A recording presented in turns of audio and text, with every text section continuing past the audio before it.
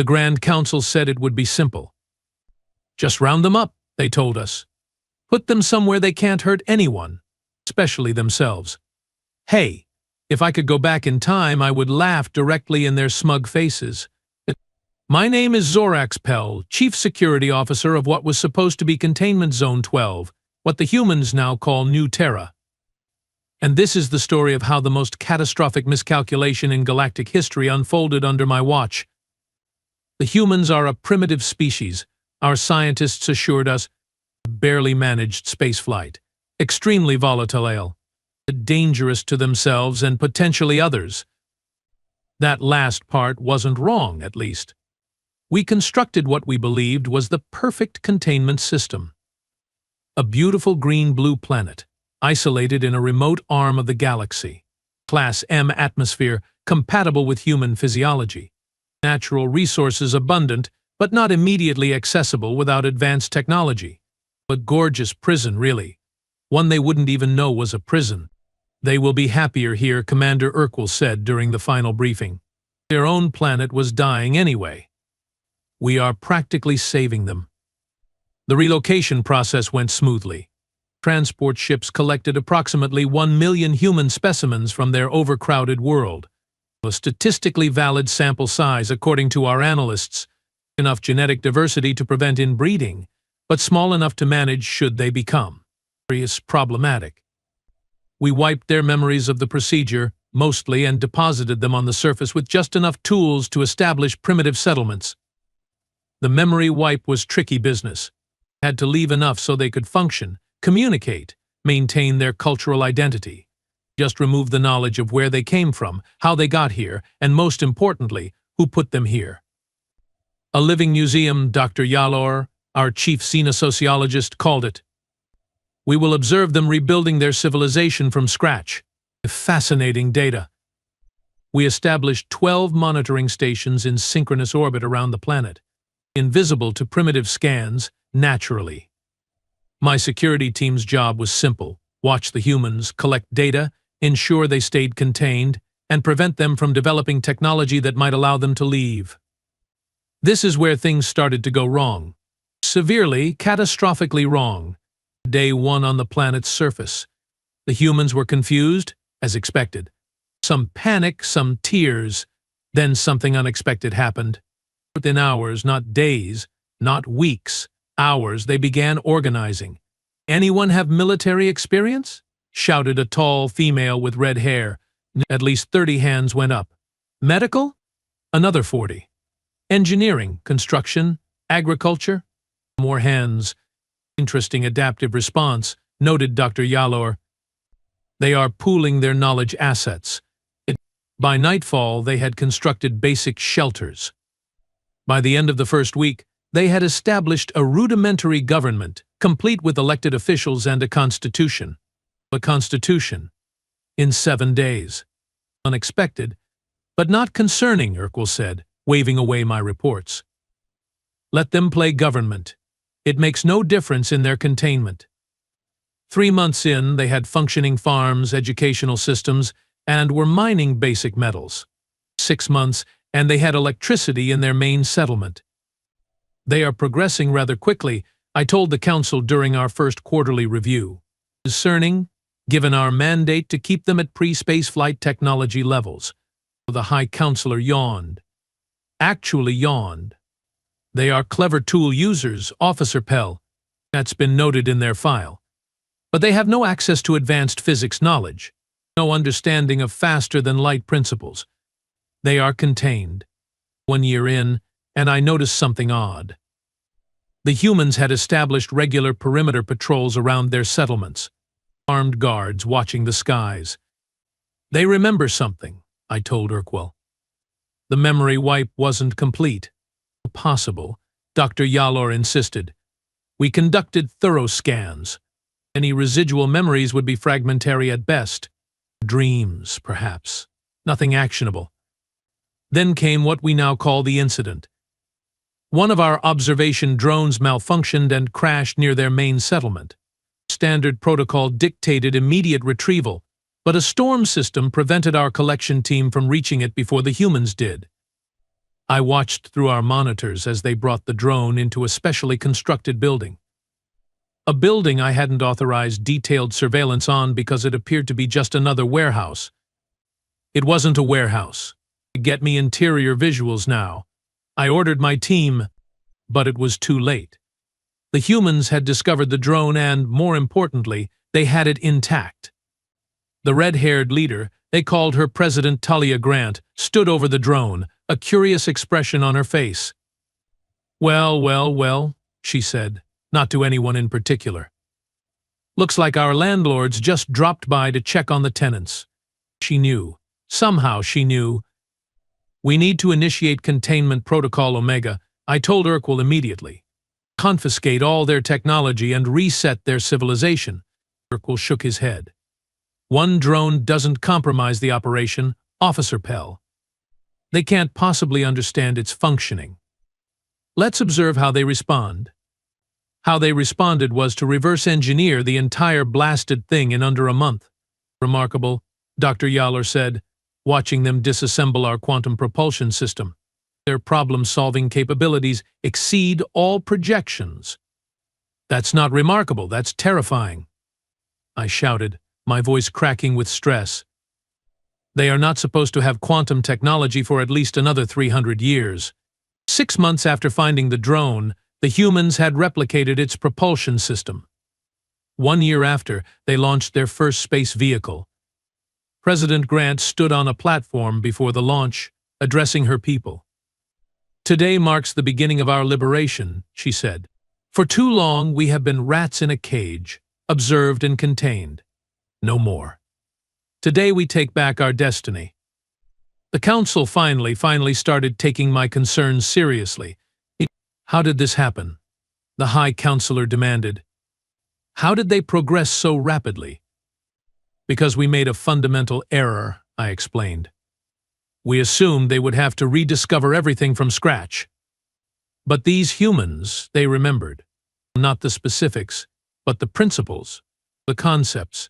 They didn't need to reinvent physics, they already knew what was possible. They just needed to figure out how." "That's not the only error," said Dr. Yowler quietly. "We also failed to account for their response to perceived threat. Humans don't cower when cornered, they become more dangerous." 2 years after the drone incident, the humans had established a permanent base on their moon. 3 years, and they had mining operations on 2 nearby asteroids. And they were building something. Something big. "It appears to be a defensive installation," reported my second-in-command, Officer Grell. "They are constructing it in sections, then assembling it in orbit." "A weapon?" asked Urquell, his complexion paling. "No," I replied grimly. "A fortress." The humans had taken the quantum technology from our drone and expanded upon it in ways our scientists hadn't even considered. They created energy shields that could repel our standard weaponry. They developed scanning systems that located and identified all 12 of our monitoring stations. And then President Grant made a transmission we all heard very clearly. And to the entities observing us, she broadcast on all frequencies. "We know you are there. We know what you did. We have turned your prison into our fortress, and we are coming out. You have 2 options, speak with us as equals, or face the consequences of your actions. You have 48 hours to respond." The council panicked. Some wanted to obliterate the planet immediately. Others suggested negotiation. In the end, they decided on a show of force, a small battle fleet, to intimidate the humans back into submission. "This is a terrible idea," I told them. "You don't understand what we are dealing with." But they wouldn't listen. Our fleet arrived, 7 warships strong, a display of overwhelming technological superiority. Or so we thought. The human fortress opened fire, not on our warships but precisely at our monitoring stations. All 12 simultaneously destroyed. "They are blind," shouted Commander Urquell. "How did they target with such precision?" The human fortress then deployed smaller vessels, hundreds of them, swarming our warships like insects. They shouldn't have been a threat individually, but collectively. "Pull back," I ordered, Pull back now. 3 of our warships were disabled before they could retreat. Not destroyed, disabled. The humans could have destroyed them, but they chose not to. A message in itself. President Grant's face appeared on our communication screens. That was a warning, she said calmly. The next time we won't be so gentle. Now I believe it's time we had a conversation about our future relationship. The council had no choice but to agree to negotiations.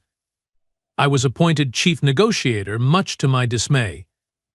Our first meeting was held on neutral territory, a space station hastily constructed between their planet and our nearest outpost. I arrived with a delegation of diplomats and scientists. The humans sent President Grant and 5 others. "Welcome, Officer Pell," Grant said as I entered the negotiation room. Or should I say, Chief Security Officer Pell of Containment Zone 12. "Yes, we have learned quite a bit about you." "How?" I asked, genuinely baffled. "How do you know any of this?" "The memory wipes should have." Grant laughed. "Your memory wipes were impressive technology. But humans have something you apparently didn't account for. We call it muscle memory. Our bodies remembered skills even when our minds couldn't access the knowledge. And some of us were more resistant than others." She gestured to a male human with dark skin and piercing eyes. "Dr. Jackson here was a quantum physicist before your abduction. His conscious mind forgot the equations, but his hands remembered how to write them." Fascinating, isn't it?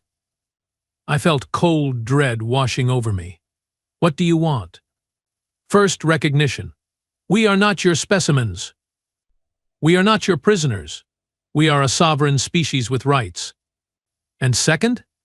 I asked. Grant smiled.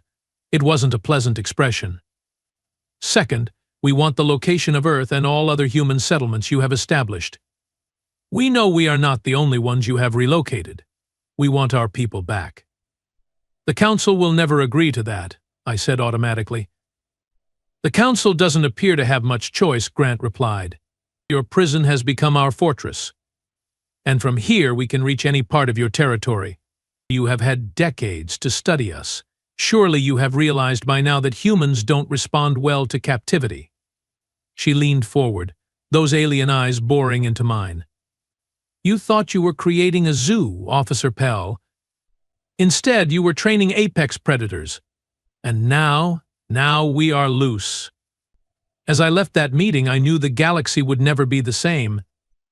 The humans weren't just escaping their prison, they were expanding from it, using our own technology against us, improving upon it in ways we never imagined. The Council still believes they can contain this situation. They think proper diplomacy and carefully worded treaties will keep humans controlled. But I know better. I have watched them too long. The same adaptability that let them turn a prison planet into a fortress will never be truly contained again. The humans have a saying I have come to appreciate: never corner something more dangerous than you. We cornered humanity. And now the hunt begins. The negotiations with President Grant left me shaken. Our delegation returned to Council space with demands no one was prepared to address. The High Council immediately classified my report, but rumors spread faster than official containment protocols. "Is it true?" asked Officer Grell when I returned to my quarters. "The humans threatened to attack our core systems?" I poured myself a glass of fermented Vex juice. My hands were still trembling. Not exactly. They didn't need to make explicit threats. The implication was clear enough. What President Grant had actually said was much more disturbing. "We don't want war, Officer Pell. But make no mistake, we will not remain caged. The fortress we built? That's just the prototype. Give us what we want, or the next one we build will be parked above your homeworld." The Council deliberated for 3 standard cycles. I was summoned to 17 different emergency sessions, repeating the same warnings to different officials who refused to accept reality. "You don't understand," I told the Defense Minister, Kartax Voom. "These humans, they don't think like us.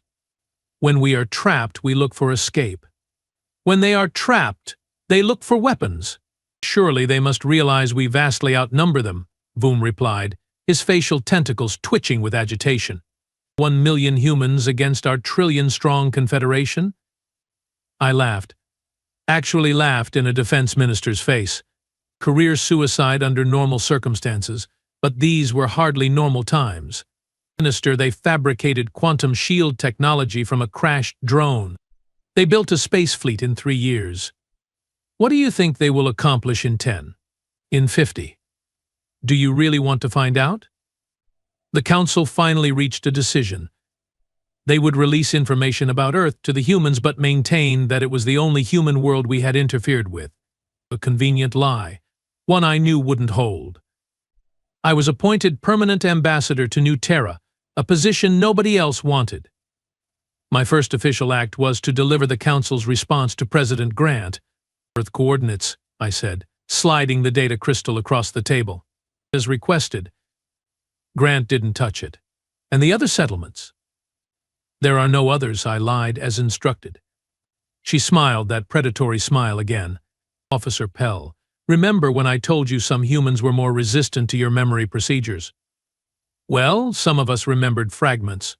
Specifically, fragments about containment zones 1 through 11. So, unless you numbered us arbitrarily. My silence was answer enough.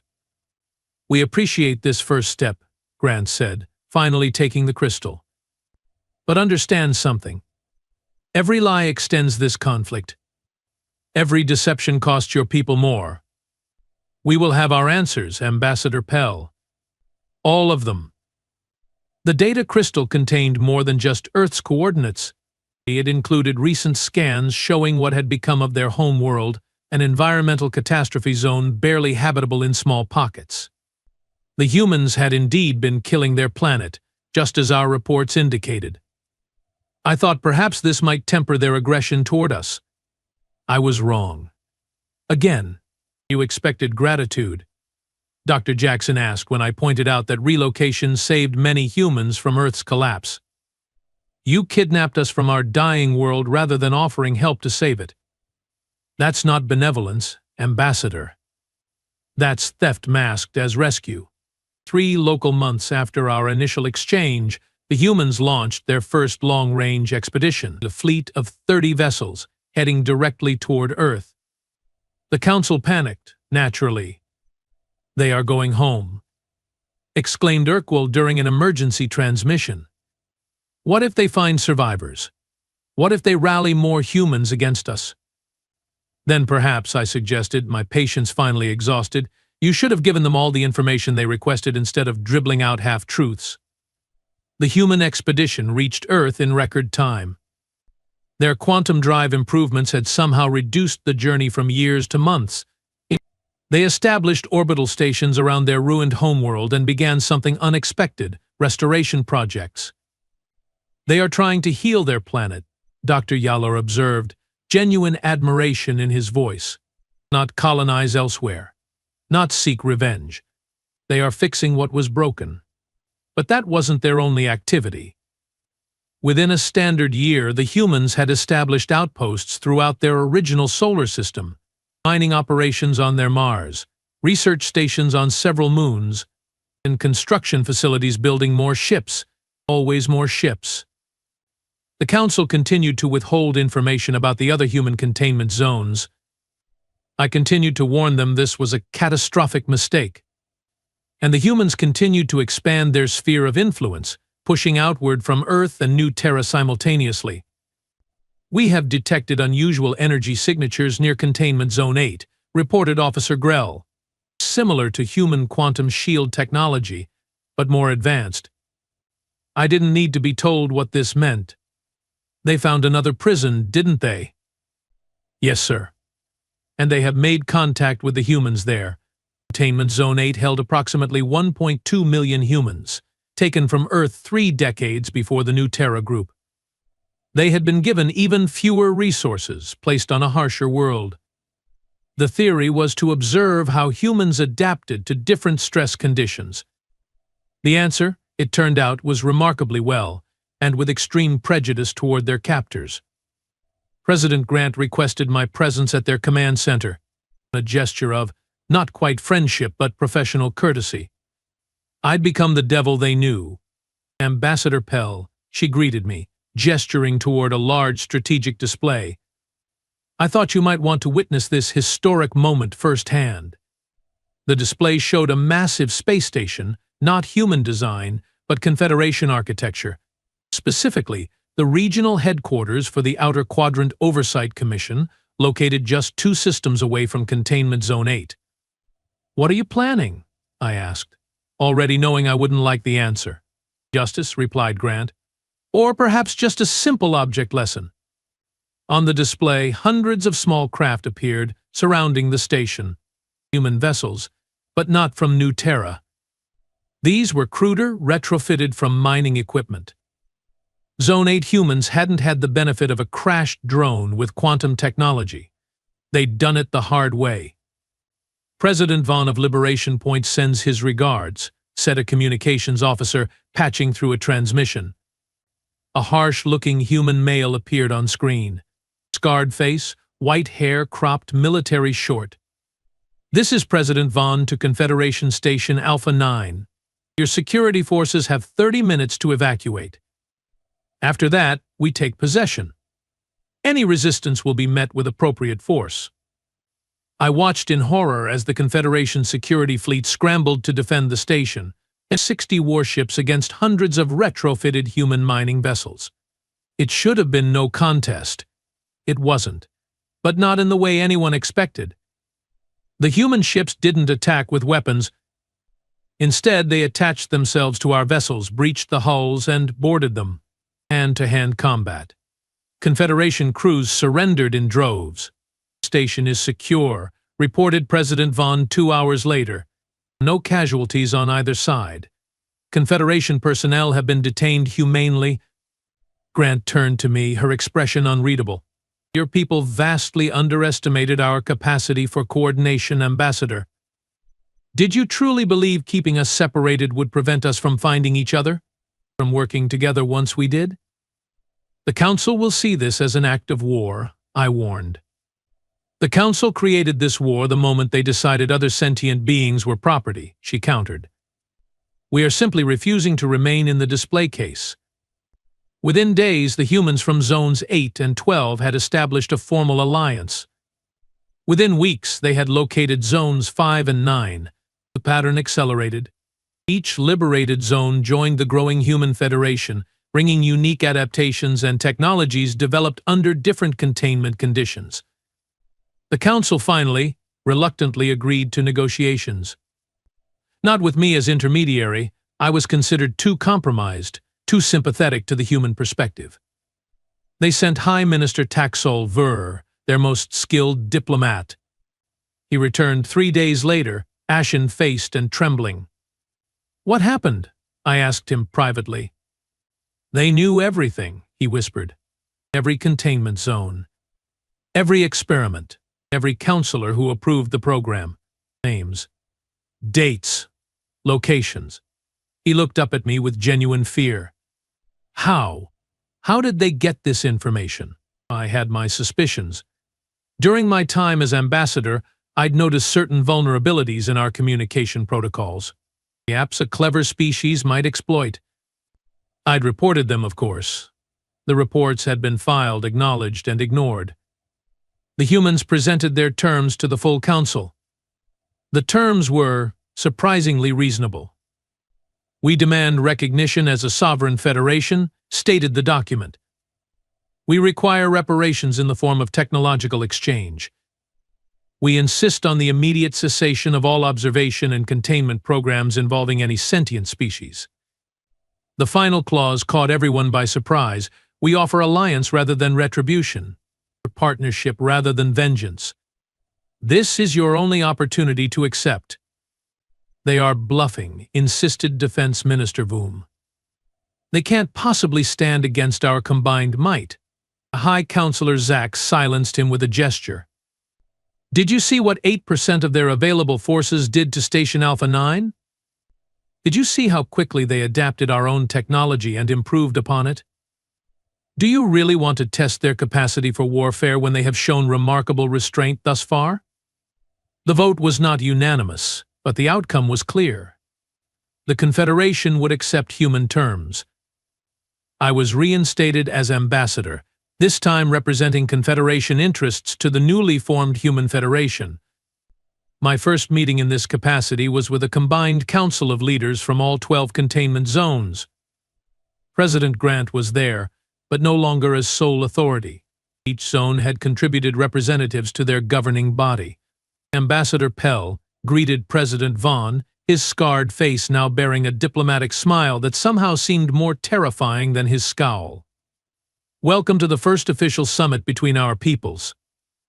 "I admit," I said carefully, "that I never anticipated this outcome when we first established Containment Zone 12. A woman with intricate tattoos, President Trell from Zone 3, laughed sharply. "You built prisons for wolves, Ambassador," then acted surprised when we formed packs. The Human Federation expanded rapidly. They restored Earth to partial habitability within 5 years. They established colonies on previously uninhabitable worlds. And true to their word, they maintained peaceful, if cautious, relations with the Confederation. Some zones focused on research, others on manufacturing, others on agriculture or medicine. Together, they advanced more quickly than any species we'd ever encountered. The containment experiment had backfired spectacularly by isolating human groups with different resources and challenges. We had inadvertently created specialized branches of human development that, once reunited, formed an exponential growth curve. 10 years after what humans now call the recognition, I attended my final diplomatic function before retirement, a celebration of the new joint research facility on neutral territory. President Grant, now silver-haired but no less formidable, approached me at the reception. "A strange journey we have had, Ambassador Pell," she said, handing me a glass of human champagne. "From warden and prisoner to, what would you call us now?" I considered the question carefully. "Reluctant teachers and eager students, perhaps. Your species has instructed mine in ways we never anticipated." "And what's the most important lesson you have learned?" she asked. "Yo, never underestimate a cornered human," I replied immediately. "You don't surrender, you innovate, adapt, overcome." Grant smiled, raising her glass. "To lessons learned, then." We drank to that, this human and I, former captive and reluctant jailer. Later that evening, as the celebration continued, I found myself alone on an observation deck, watching ships from a dozen worlds moving through the nearby space lanes. Human vessels, distinctive with their quantum shields shimmering faintly, flew alongside Confederation transports. Not enemies, not yet friends, but something in between. Dr. Jackson joined me, leaning against the railing. "Having philosophical thoughts, Ambassador?" "Reflecting on consequences," I admitted. "We thought we were securing the galaxy from a potentially dangerous species. Instead, we accelerated your development and united your people in ways that might never have happened otherwise." He nodded thoughtfully. "There's an old human saying, 'What doesn't kill us makes us stronger.' Your Confederation tried to contain us. You gave us challenges that forced us to become more than we were. And now, what becomes of humans now?" Jackson gestured toward the stars beyond the viewport. "Now we explore. Now we build. Now we discover what we are truly capable of becoming." As I watched the human ships disappear into quantum jumps, streaking toward distant stars, I wondered what the galaxy would look like in 100 years. 1,000. What new civilizations would rise under human influence? What ancient powers might fall? We had locked humans away in a prison, thinking ourselves wise and benevolent. They had turned it into a fortress, then used it as a launch pad to the stars. The Council still debates whether this outcome is better or worse than their original vision. They still don't understand the fundamental truth I have learned. Humans were never meant to be contained. Not by walls, not by planets, not even by the vast emptiness between stars. We didn't just lose our prisoners, we unleashed a force that will reshape the galaxy. And perhaps, That was exactly what the galaxy needed all along.